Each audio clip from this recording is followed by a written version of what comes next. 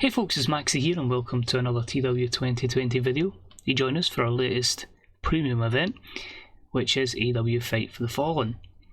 Bit of an interesting card. Obviously there's matches that I'm wanting to build to for All Out, so it's trying to kind of keep them apart until we get to All Out and also make sure we have the best potential card here. And the best potential show rating. I don't think we're going to touch the 100, not even close to it, so I haven't even bothered with any of the extra boosts. A few things to add to note. We obviously were looking to bring in Shibata. Yeah, that didn't happen. New Japan obviously is over, and this is a lot more different in Japan it is in the States, and I was not quite willing to pay the price that they wanted, but yeah, like say your Baileys, your Charlotte Flairs have been nabbed from WWE, and the roster is pretty much close to 200, so yeah, it's proper fictional universe stuff now. But now booking approximately 6 shows, 6 shows every fortnight? Or is it 8? Not 6. We basically run Dynamite, and then it's Rampage and 2 tapings of Power Hour, which is like a 1 hour women's show. And then obviously that's every 2 weeks, so then the next week is then Dynamite and Rampage alone. But as we look at Fight for the Fallen, last year it was in Arlington, Texas. Got a sellout crowd of 50,000 and a show rating of 79. We should surpass the attendance. The show rating really depends on a few factors. We're setting up one of our all-out matches, and obviously our main event might do okay. The attendance should be just over 50,000. We are actually going to be hosting it in Manchester. Wasn't a big enough crowd to get Old Trafford, unfortunately, so we will be at the City of Manchester Stadium, the Etihad, if you are familiar with your English football. We'll look at a few matches we had last year. As I say, it was our first Fight for the Fallen. We had Hangman defend the championship against Miro in a 79. We also had Serena Deeb win the TBS championship from Thunder Rosa, which was to propel Thunder Rosa to the World Championship. We also had Kevin Steen and Sami Zayn, which kind of makes me think I have done next to nothing with them over the course of a year. We also had the Butcher and the Blade challenge for the Tag Team Championships. We also were hinting at Punk and Serena having an alliance that never happened. And we had CM Punk defeat Adam Cole. And we had new Women's Tag Team Champions in the form of VXT. And yeah, that was of course Chelsea Green and Deonna Purrazzo. What else we got here? A 6-man tag, obviously Brian Alvarez's stable. So Brock Lesnar, Claudio and Daniel Garcia were unsuccessful against Bryan Danielson and the boy and his dinosaur. But we'll move on to this year's edition of Fight for the Fallen, the last stop on the road to All Out. Let's do it on the AEW Plus network. So here we are, 55,318 fans at the City of Manchester Stadium, and I had a pre-show angle. There was a few reasons for this. I just wanted to set up with a wee confrontational angle between Britt Baker, her current partner Sammy Guevara, and her former partner Adam Cole, of course building up to their matchup tonight, and then a big matchup at All Out. But another purpose of this was I was very frustrated by the constant ready to debut of a couple of our road agents in the form, of course, of the ones you can see there, Kendrick, Kane, Toyota, Storm and Neidhart. So this was just a case to get them debuting on screen because their road agents are pulling the brawl apart, and so then that just doesn't pop up on my screen anymore. So that's the road agents we've got. They pull them apart. It's tricky to do angles with Sammy Guevara and Adam Cole because a lot of times Sammy just won't do them. I've tried to meddle with the relationship, but it does seem like it is unrepairable. But it's on the pre-show anyway, I just wanted to cover that. So 75. The actual start of the show did not do well. Great. I was hoping this would be my 100 segment, so I wouldn't be too fearful. So Hangman's out. He just says it's a shame that he's not competing for the World Championship tonight, but he's looking to put himself in a good position for All Out. Here comes the Beast. He says he's tired of a guy like Hangman being this next generation of so-called star, and he's going to throw him about the place. And if he wants to take him on, bring it. So these two will collide basically at All Out. As a shite promo by me, but yeah, I'm going to go Hangman v Lesnar. I think that'd be quite mad to see. And a 79. So our latest recruit has been Rey Mysterio. We're sitting at like 80 over, so I felt like it was a good person to steal from WWE as we try and kill the system. With the bout that had great wrestling and good heat, Rey Mysterio defeats Pac in 15:21 with a 619 into a West Coast pop. A 74. I don't want to just job Rey Mysterio out straight off the bat, but obviously that overness will go into other people. But it's a good hand to have, and you obviously can't bring him in just to have him lose straight away. You do need to give him some sort of win. And a 76 performance to an 85 from Pac, so Pac's someone we're going to start putting faith in going forward, because his overness isn't great, but his performances are an 85, so he's only going to get better and better. Moving along, the championship that Pac used to hold was the ZOX Championship, with a decent matchup here that saw Ricochet defeat Leo Rush in 13:48 with the 6:30 splash. Again, just gets the championship on the pay-per-view or the event, but a good opportunity for Leo Rush. He is not victorious here, and a fourth defence of the title sees a 76 as your segment rating. Moving along with a decent matchup that saw Wardlow defeat Minoru Suzuki in 12:10 with a Splash Mountain Powerbomb. A 69. I'm in a very interesting place with Wardlow. I want to push him forward, but the psychology is only in like low 50s, so I'm very fearful to put him too high up the card, hence why the MJF feud's kind of like, will they fight again? I don't know what to do, so I'm kind of on the fence with that one, and try to put him in the ring with people with good psychology to try and boost that stat. But a good win for Mr. Mayhem. And continuing on from the programme they've got, because Kenny wants Cody, but the deathmatch King Cardona is in the way, with a good matchup that was just a hardcore match, I believe. 1v1 hardcore, as Kenny Omega defeats Matt Cardona in 21:48 for one Winged Angel. 94 from Kenny, 65 from Matt Cardona, and the segment was a 78. Kenny benefiting from a hot new move, and Matt Cardona taking a stunt bump during the matchup. So Kenny eventually will move on to stuff with other guys. I had Sammy Guevara face Kenny and got like a random 94 rated match on Rampage, so I'm like, if they maybe tore it up on pay-per-view at one point, that could be close to that 100. So probably expect to see that feud in the meantime, but again, just building it to Kenny and Cody all out. But the Cardona project's working so far. He's getting over, Wardlow's getting over, Anna Jay's getting over, and they're three of the top people in Impact. So if we can keep getting Impact bigger, they're getting close to being medium, we can start firing some more of our talents over there, allowing them to develop and allowing us to focus on the main upper card and push for the 100 rating. Has some tag team action next. Good matchup. Shinsuke Nakamura and friend Prince Devitt defeat the team of CM Punk and Jonah in 18:14 when Nakamura pinned Jonah with a shining triangle. Makes sense because obviously it protects them not losing to a free count.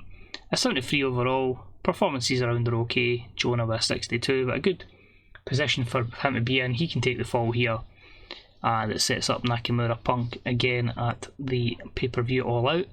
Problem with Nakamura is he does struggle to go long distance matches now, so you're really looking at him at like 13-14 minute bursts. Still can get a good rating with that one, it's less than 10 minutes, but for a world class score. After the matchup, Devitt's heading to the back and he is beaten down by Richard Holiday, who just puts him out of commission effectively. Devitt looked good, and this was just a 66 rating. The reason for this one is literally 4 members of the roster are all said they're happy to put Richard Holiday over the next 6 months, so I've got no other option. I've got to go for the push. So expect big things ahead of him. We'll show the promises after the event, but you've got to tap into it and we're going to build a star, just like we did with Calvin Tankman. TBS Championship on the line. Terrible matchup. Tony Storm defeated the Bunny in 7:42 with strong 0. 5th defence of the TBS Championship for Tony. 55 overall. I'm recording this not too far off of her release from WWE, and at the same time the Bunnies crazy street fight with Penelope Ford against Anna Jay and Tay Conti. So I think we're going to give the Bunny a bit of a push. So I gave her this opportunity, but just the visuals of the blood dripping down her face, the crimson mask, I'm hoping that's a breakout moment for her, because it was really impressive. And speaking of TJ, they were in action as they defended The AEW Women's Tag Team Championships in an abysmal match, unfortunately, just because of overness levels. It saw TJ defeat Chile Melissa and Sarah Del Rey in 11:46 when Anna Jay pinned Chile Melissa with the scissors kick. For defence of the Women's World Tag titles, Anna Jay's not really done much. She's had a little bit of an injury, but she's back now. And in this instance, Chile Melissa will always take the pinfalls. Sarah Del Rey will push as much as we can. Obviously, she's over 40 now, so I don't think it'll be too long before she retires again, because we had to talk her out of it.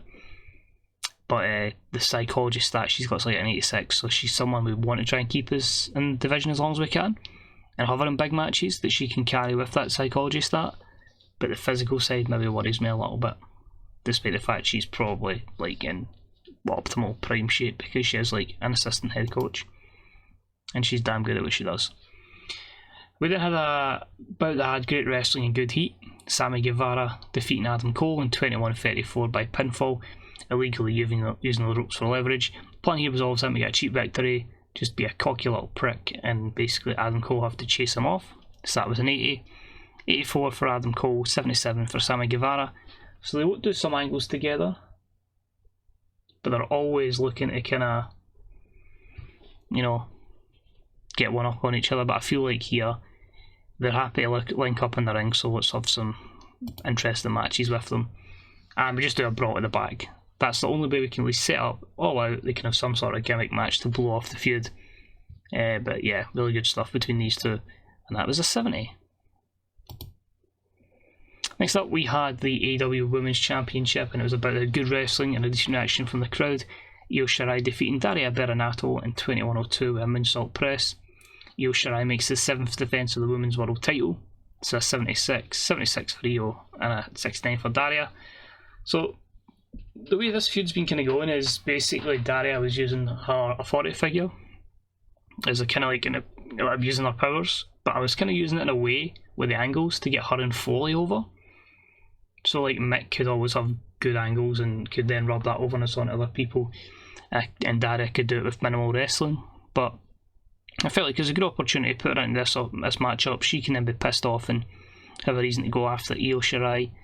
It's just getting more people over at the top end of the women's division, and then we can start looking again at Riho, Hikaru Shida, and then we can go even further down the card and start bringing up likes of Abaddon, and as I say, the Bunny and Penelope Ford. But there's plenty we want to elevate to a decent level, but unfortunately you can't elevate them all, so I mean you sacrifice. At the moment we've got Jade up to like mid 50 over, so if we can keep pushing her and get more people behind her, when she'll get there. She's got like very limited technical skills, but because of QT Marshall, she has fantastic psychology. Like she's like 70s already, and I believe it's like 75. I always try and go as 80 is my threshold for like what I think can carry a good match, but I think 75 is usually that threshold of where they won't get penalised if someone else has a poor start. I also spoke about previously wanting to raise the prestige of the Women's Championship because I accidentally put the TBS as a higher prestige. So 7 defences has meant Io Shirai's been working away, putting on sick match after sick match, and hopefully that prestige can gather pace. There we go, we spoke about it.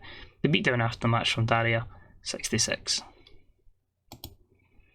Then had Ace, Adam Copeland Edge and Christian Cage come down to ringside to do some colour commentary on the next match, which was a 72, so the tag champs not in action, but we'll watch on it with anticipated breath to see who wins this one. And it was about, it didn't have much, decent wrestling, not a lot of heat, and it saw the Briscoes defeat FTR in 14:24 when Jay Briscoe pinned Dax Harwood with a J Driller. Mark being the weak link.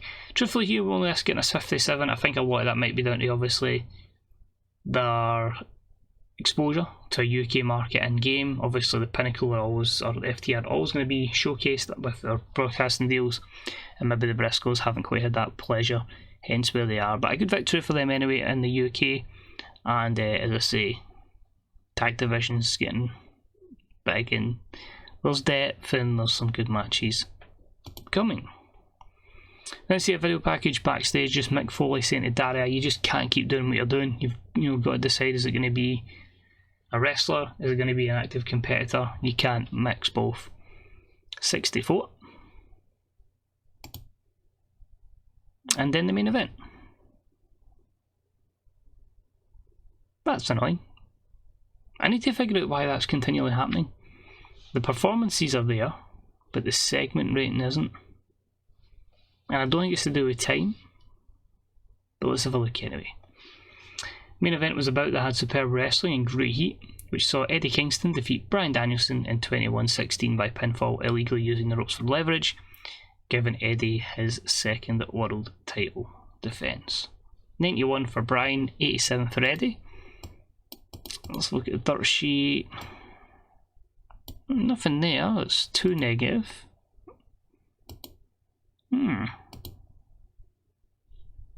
As what it is, I suppose.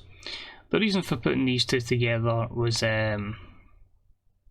Eddie's psychology stat isn't the greatest, and Bryan can carry pretty much anyone in the save, and overall, an 80.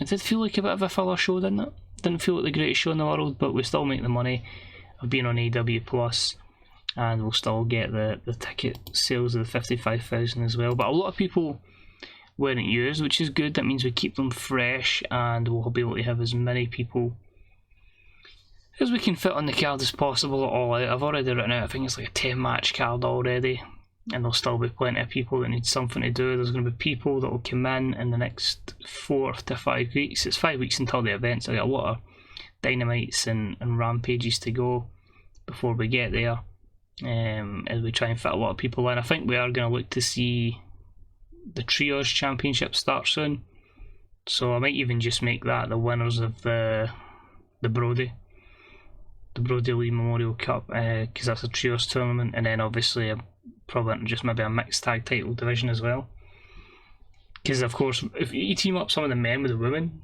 you can get the women over as well. Just be obviously if you guys that have got like really good overness. I used to always do that with Adam Cole and Britt Baker, but that's not going to happen in this save. Anyway, thank you for the following 53,318 fans. Massive majority enjoyed the show. That's good to see. It's also worth noting as well, we are past July. We weren't in line for too many of the awards, but the Company of the Year was looking good for us. Best show I think was going to head towards one of New Japan, so that was a bit annoying. WWE Extension Rumour is Byron Saxton. That's one we won't be touching. But there's nothing else that really directly affects us too bad. That is Dakota Kai. She's going to be signing. I think I'm just going to call her Dakota Evie. Or Dakota Eve. I don't know, just give her something like that to reflect on both names. I'm also looking to obviously acquire the services of Bayley, renewal for Griff Garrison, and get Ace Austin in as well. We just need to double check with Bayley that WWE don't pay more. We've gone 60,000 for 4 years, they're going 60,000. Higher merch, I'll just go 30%. Yeah. Your move, Vinnie Mac, what you gonna do? Apart from that one, Mark Henry says Anna Jay is pretty good in the ring, so just give an idea on Anna Jay. 70 psychology, as I say, that's just because of her mentor being QT Marshall. And if we look at the skills, you'll see here, look at the gain in psychology in a year, 20. So that's why QT Marshall's still on the roster, because that's just fantastic for the development of a worker like that. And we had 18 million viewers, 18.5 million, 24.73 TV rate, because we are all maxed out now. We've spent all our money. We now have, as you see there, media, 46 million. Our network is now enormous everywhere, so if we ever want to make money, we're fine. I'm probably going to look to build like an AEW arena, build like the biggest stadium in the game, and just see where else I can splash money effectively. But I think we'll go like WWE. If I scroll all the way to them, which is right at the end, you'll see they have just a casual 257 million, so I think we'll probably get that. But once you know how the game works, it's pretty easy to get all the money. So a few things that we are going to see in the future. We will have Shane McMahon coming in.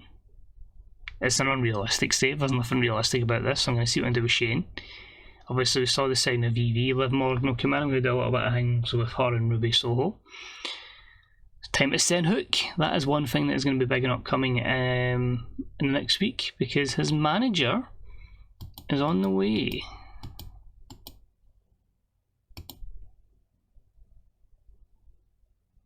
Not a bad person to put with Hook. So looking forward to that one. But the card is looking okay for All Out at the moment. You can see I'm probably going to have to go 2 brands the way I'm going, but overall it's been fun. The name of the game is still the 100 rating in a modern day mod. The worry is the events, the highest 94, and the matches. Well, there you go, actually, that Bryan Danielson, Sammy Guevara, and the Kenny Omega, Sammy Guevara being like my number 1, number 3 rated match. So, yeah, maybe I should invest in those programs and we might actually hit that 100. But I hope you enjoy what you've seen anyway. As I say, it's a fun offline save, and you're getting to see the crap I booked basically. So thank you very much for watching. Enjoy the rest of your day. Let us know how your own saves are getting on, whether modern, default database, or whether historical. Let me know how it's doing. If you're still enjoying TEW, or if you're playing any of the wrestling booker games we've got around the world. And until next time, see you soon. Bye bye.